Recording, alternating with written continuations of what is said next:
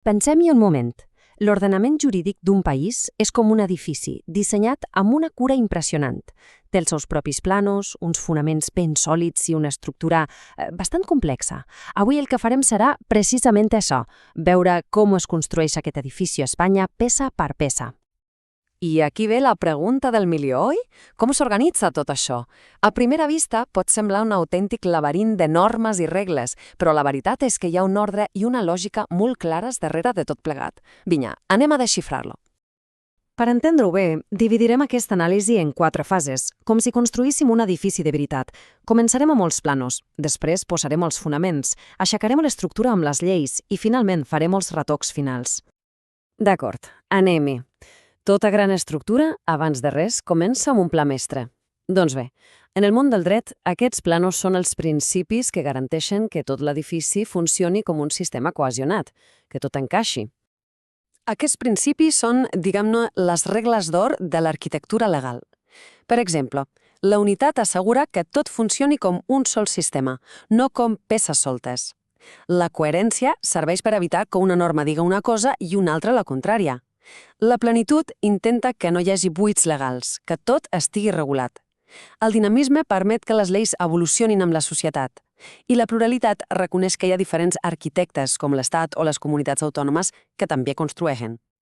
I atenció, perquè aquesta és la regla arquitectònica més crítica de totes. El principi de jerarquia és com la llei de la gravetat per al nostre edifici legal.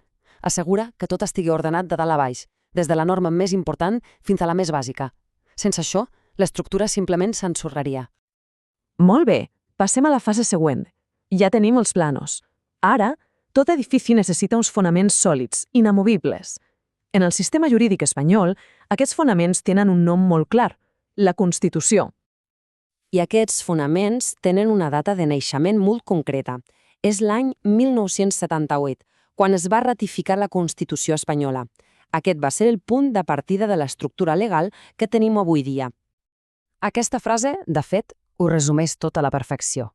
La Constitució no és una llei més, no. És la llei fonamental, el punt de referència per a totes les altres. És el cim de la piràmide jeràrquica que comentàvem abans. O sigui que el punt clau és que la Constitució fa una doble feina. Per una banda, actua com la base sobre la qual es construeix tota la resta, dona legitimitat a les altres lleis. I per l'altra, defineix les regles del joc, els valors i els drets fonamentals de la societat. Perfecte, ja tenim els fonaments ben posats. Ara què toca? Doncs començar a aixecar l'estructura principal. I aquesta estructura està formada per les lleis, que són les que desenvolupen i concreten allò que diu la Constitució. Però què és exactament una llei? Doncs és una norma creada pels representants que la ciutadania ha escollit, ja sigui a nivell estatal o autonòmic. I molt important, no es pot crear de qualsevol manera. Ha de seguir un procés molt rigorós i ben definit.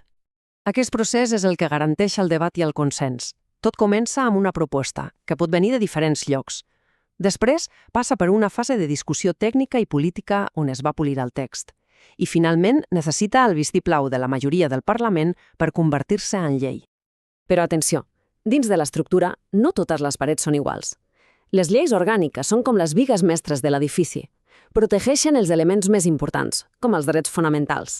Per això necessiten un suport molt ampli, una majoria absoluta. En canvi, les lleis ordinàries són la resta de parets i envans que regulen la majoria d'assumptes i que només necessiten una majoria simple. El nostre edifici ja té fonaments i una estructura principal. Ja quasi hi som. Ara toca afegir els elements finals que completen i detallen la construcció, des de decrets d'emergència fins a acords internacionals. Com veiem, aquí, el govern també té les seves pròpies eines per legislar, més enllà de les lleis del Parlament.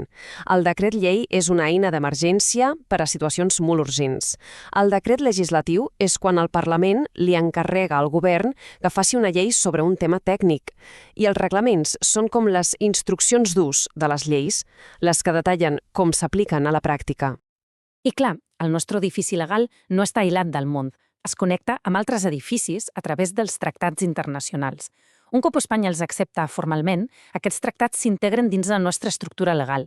I és important saber que alguns tenen una posició jeràrquica molt alta, fins i tot per sobre de les lleis ordinàries. I aquí ho tenim, Hem passat dels planos inicials, hem assentat els fonaments constitucionals, hem construït l'estructura amb lleis orgàniques i ordinàries i hem afegit els últims detalls amb decrets i reglaments. El resultat final és un sistema ordenat on cada peça té el seu lloc i la seva funció. I per acabar, una reflexió. De tota aquesta arquitectura legal tan complexa, des de la Constitució fins a un petit reglament municipal, quines normes creiem que tenen un impacte més directe en el nostre dia a dia? És una bona pregunta per connectar aquesta gran estructura amb la realitat de cadascú.